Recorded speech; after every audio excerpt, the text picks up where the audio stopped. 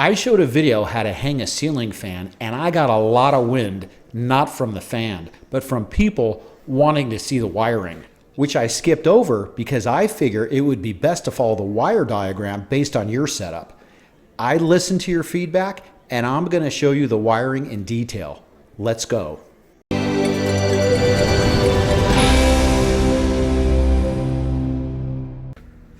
Time to turn off the power. Going to the junction box. This is the breaker.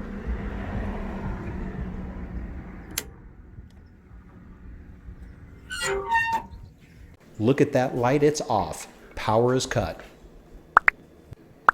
Time to take the bracket off and expose the wire, just for you. If you haven't done this before, there are two screws, one here and one on the other side. See the one I just took out and here. Time to do the other side. All the wires crammed in there, which is typical. This particular ceiling fan has a separate receiver, which adds to the wiring process. But don't worry, it's not hard. I'll separate these out so you can get a better look.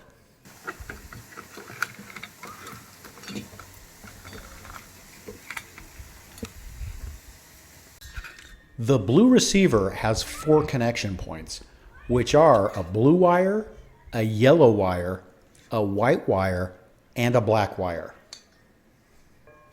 From your ceiling, if your house is pre-wired, you'll have a ground wire that could have a green rubber jacket or just bare copper like mine is here. Mine detached from the other wires when I took the cover off. From the ceiling is also a white wire, which is the neutral, a black wire, which is the live power, and in my case, I have an extra red wire. The red wire can control the ceiling fan independently, but I don't care because I have a remote that can do the light and the fan separately. I'm not going to use it. This red wire, I pushed it to the side, and again, I won't be using. See, nothing's connected to it. If you don't have a red wire, don't worry about it. You will have a black, white, and copper or green for ground. The fan itself has a green ground wire that I connect to all the other green wires or bare copper. This fan has a blue wire which I connect to the other blue wire on the blue receiver. Again, this is how I'm doing the connection, but it does say you can connect the second live wire, the red, to the blue. The blue allows you to power the light through a second switch.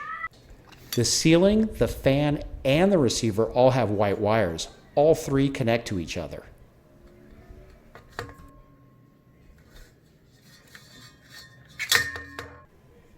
The black power wire, there are 2, one from the ceiling and one from the receiver. Those get connected to each other. There's another black wire from the fan. This connects to the yellow wire from the receiver. The last wire, white, has a cover over the tip, which is the antenna. This doesn't get connected to anything. Here is a simple diagram of what I just mentioned, but follow the instructions that came with your ceiling fan first. Some directions don't mention the red wire at all.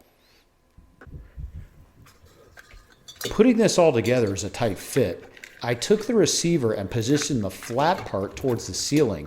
This makes it easier to slide in between the brackets and with more room for the wires.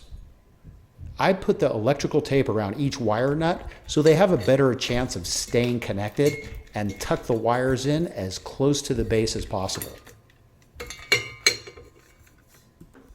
Align the hole from the cover to the base. I like to make sure the white wire antenna is free from the other wires and pointing down. Hopefully, this provides the best reception from the wireless remote.